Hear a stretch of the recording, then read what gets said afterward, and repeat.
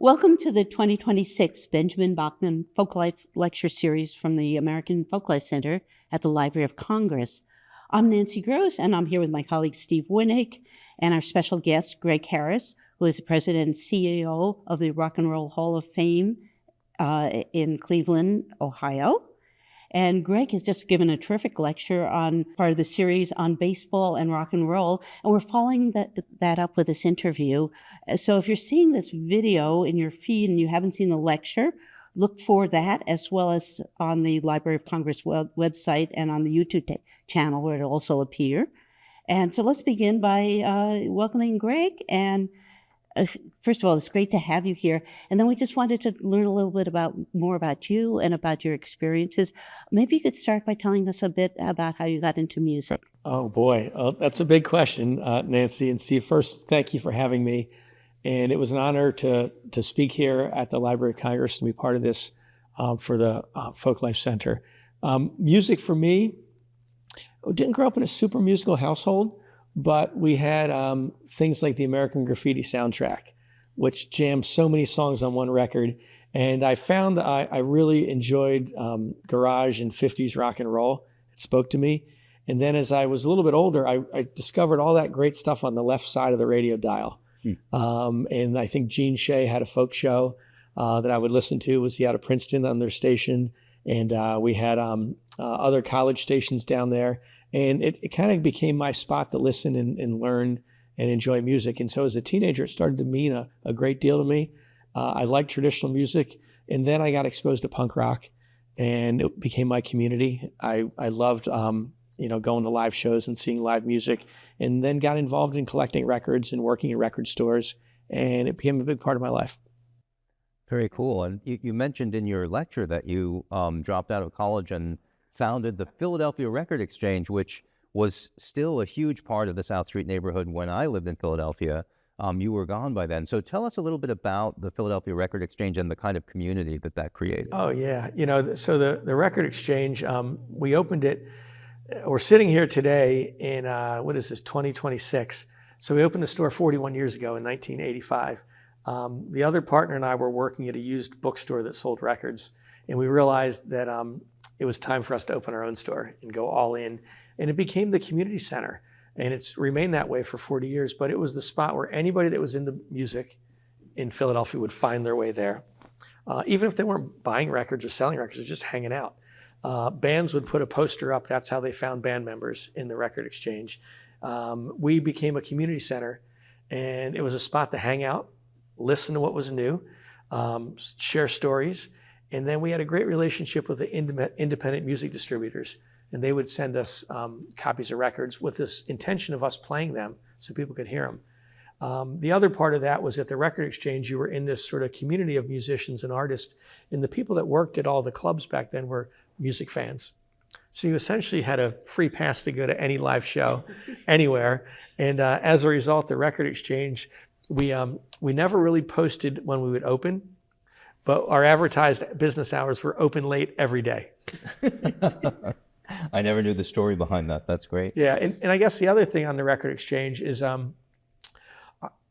I realized back then that I was better at the business side than the music side. I could play some guitar, but I was better off helping others that could. And one of the things that was fun was that we would put bands on the sidewalk in front of the store. The store was too small to do in-store, so we put them out front. And first time we did it, the police shut us down because we had too many people in the street. But the officer was very helpful, and he said, next time, go to City Hall and get a permit. There's an office there called the Streets Department. Here I am, 20 years old, didn't know any better. Went down to the Streets Department. I paid my $7, got a permit. We put a band out front a few weeks later, filled the street with people. The police came. I gave them the permit. They said, the show continues. And we were fine. So it was things like that you learn how to navigate and how to promote and how to put things together that sometimes artists aren't the ones that should be thinking of that or doing that. They should be thinking about what songs they're playing, what they're doing, and being kind of in that role I found suited me. Great. And it also led to your, becoming a folklorist, like working toward that goal. And you told the story of of meeting with Kenny Goldstein, but go a little further into that, Yeah, if you would. So for, as you're sorting through as a history major, you're thinking about, what am I going to do later on? Am I going to teach? Am I going to go to law school? Right, that's a big path for history majors. And so when I finished my undergrad as a history major, and I was through with the record store and other things, I worked at a law firm for a while. But I got exposed to oral history, folk culture, and folk life and things like that. And I learned about these programs Penn had a great program. St. John's, Newfoundland, there was an amazing program. The one down in Austin, I think, Bloomington. And I was in the Philly area, so Penn was considered one of the best. I applied. I was accepted in the PhD program and went over and met with this eminent scholar, Kenny Goldstein, the very one that sent me the acceptance letter back. And when I met with him, we talked about, it was a PhD program. If you come here, you're committing. I think 4 years. Steve, you did the program. So I did. We could have been classmates. That's right. But I met with him and he said, why don't you go to this program in upstate New York called the Cooperstown Graduate Program. You can get a 2-year master's degree and then come here and finish your PhD. And it was kind of like a way of half-stepping it without fully jumping in. And for some reason, he thought that would work for me. And I later found out that a bunch of others, eminent folklorists, had taken that same path. So I went up there. It was a museum studies program, but I got to take classes with Bruce Buckley, really a great historian and great folklorist, and studied material culture with other people and got a lot out of it.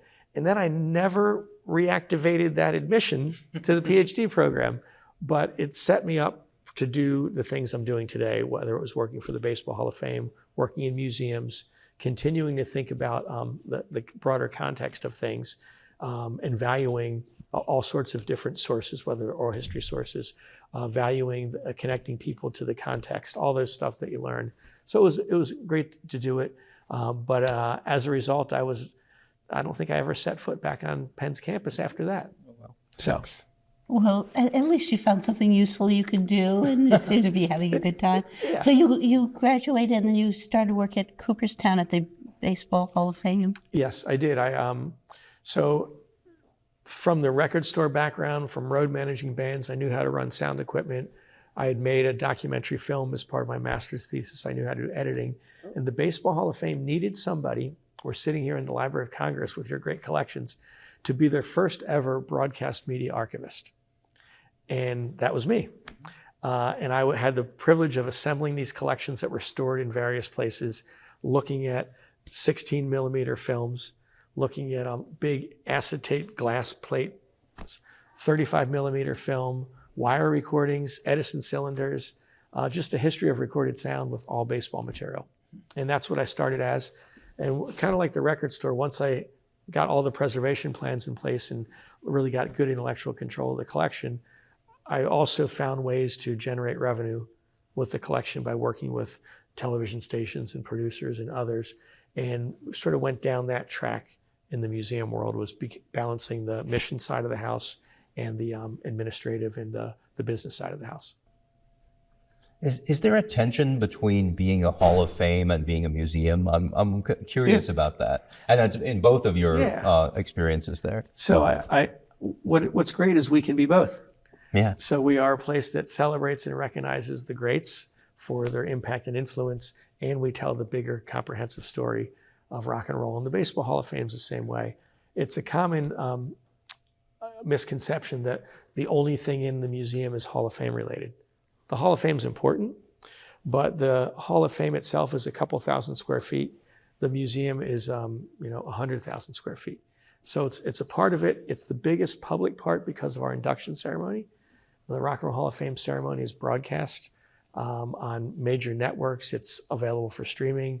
They're magical moments. And so that to the world is the biggest megaphone. But the museum tells the entire history of rock and roll from its founding and origins to its importance and relevance today. And there's also an active archive. Yes. Talk a little about, since Yeah. you're here, can you tell us a little more about the archives? I knew you were a better archivist than me when you said you still had your acceptance letter to pen, because I sure don't have mine. So, Yeah, we have a wonderful library and archives, and it's kind of like a presidential library for rock and roll. So we have Ahmet Ertegun's original papers from the founder of Atlantic Records. We have Clive Davis's papers.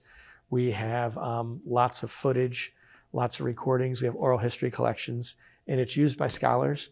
We're actively accepting things for the library. We have a team of archivists, catalogers, digital archivists, photo archivists, and our mandate, of course, is to preserve these things forever and to make them accessible to the public. I don't want you to play favorites, but do you have any favorites or a couple of favorite collections or collections that you've been involved in bringing in that you're particularly happy about? All of the above. So one collection that I'm particularly pleased with is a photographer named Baron Wolman. And Baron was a 60s rock and roll photographer, one of the very first photographers for Rolling Stone magazine. He did cover shots of John Lennon and Yoko. He did cover shots of Jimi Hendrix, cover shots of Tina Turner, Paul McCartney. And his covers, he shot all of these people, and he kept the photo archive intact. He owned them. He wasn't an employee of the magazine. He owned his collections. And a few years ago, in fact, it was during COVID, I was connected to him through a mutual friend, and he was thinking about his legacy, and he wanted to keep his entire collection together like we like to do at archives as well. And we really connected, and sadly, Baron had a degenerative disease. He had ALS. And so there was a horizon there, and we really worked out a way to preserve his legacy at the museum.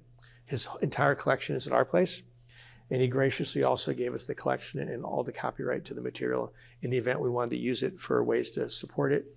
We established a scholarship for a student that's the Baron Wolman Fellow, and we have young photography students apply, and we pick somebody to be the Baron Wolman Fellow for that summer, and they work with his collection, and they photograph all of our live shows because that's something Baron did. So I'm really proud of that collection, and it will be there forever. And we use the photos in our exhibits and our programs and our other activities. Now, you guys are doing some renovation and updating of some of the collections, or some of the exhibits, I should say. Tell us a little about that. Sure. You know, the Rock and Roll Hall of Fame is, as we sit here, it's in our 31st year. We've had 15 million people through that beautiful Ayampe pyramid. And after that amount of time and that many people, we realized we need to expand. We were bursting at the seams. So we're adding a 50,000 square foot expansion. We had an amazing architectural firm that's called PAU, P-A-U, Practice for Architecture and Urbanism. They did our expansion. So we have the PAU expansion in the Pei Pyramid, and the campus is now stunning. The work is underway, and it will be done in the end of October of 2026.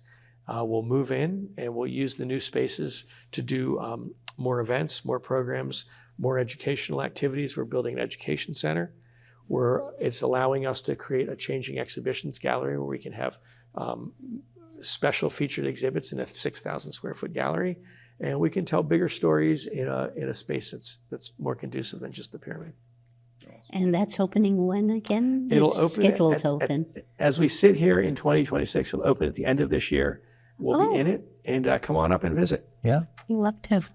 And I know, sort of backing up a bit, that when you were at Cooperstown, you worked with the Lewis Jones Archive. Yes. Tell us just a little bit about that, and then I'll have a follow-up. Yeah. So, you know, again, sitting in the Library of Congress, you know how important resources are, and the New York State Historic Association has a great research library that's connected to folk life.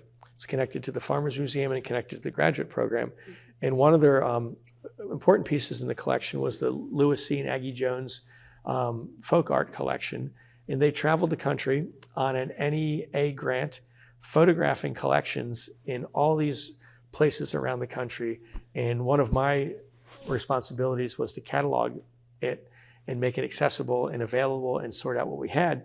But in doing that, I also had the privilege to work with a collection. It was the Sam Eskin field recordings that he did, much like the Alan Lomax recordings. I believe he was a number of years later, but incredible stuff from all over the place, labor camp songs and migrant songs and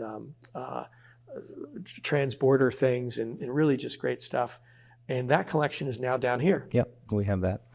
So, you know, it's like this with libraries. You look and see what you have and you realize they don't quite fit the mission. So you want to find the place that it really fits. And down here was a spot. And these were all original acetates. And buried in those acetates, there's a Leadbelly acetate of a house party he played in New York sometime in the 1950s. Amazing. Yeah. So the reason that I asked that is I'm wondering if you could talk a little about how this training, both in folklore and in archive work, informs what you have done at the Rock Hall. Yeah, that's a terrific question, and it's the idea that you know, the objects are very important, right? And there's power in them. We believe in the original. That's the guitar that Jimi Hendrix played on stage at Woodstock. There's electricity coming off of it, so there's power there. And then when you combine that with like the folklorist, it's the context, right? How does it fit and what does it mean? Not just it's beautiful and it's made out of this wood, but really what's the emotional energy tied to it? What's the stories that fit? How does it resonate with people? So that's one. And then the archival piece of it is to recognize that it isn't any one thing. There's multiple things that you can tell a story with in a museum, and that you need to focus on your interpretation and use the best possible things that you have to tell that story and impact people. So I find the other piece of it that's important is I can, as an individual, I can advocate for what the archives needs. I understand how difficult it is to digitize a massive collection, and how important it is if it's an original collection versus maybe it's a reproduction of a collection that's elsewhere. And so it's a use collection, but it's not a permanent archival collection that you're preserving forever and making exclusively available. So some of that stuff I think helps us look at our institution in a broader way. And if people are thinking of what to do, there's a real value in people that can process information today, that know how to access it, know how to catalog it.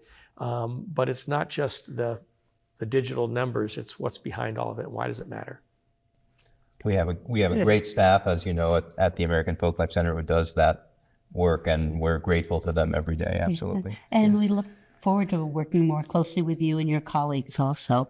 So thank you so much for coming. Thank you for a terrific Botkin Lecture, and thank you for speaking with us. I'm honored, and you know, the Rock and Roll Hall of Fame is only 31 years old, so we're flattered to be affiliated with the Library of Congress, with the Folklore Center, and look forward to doing a lot more in the future. Welcome. Thank you. Thank you so much.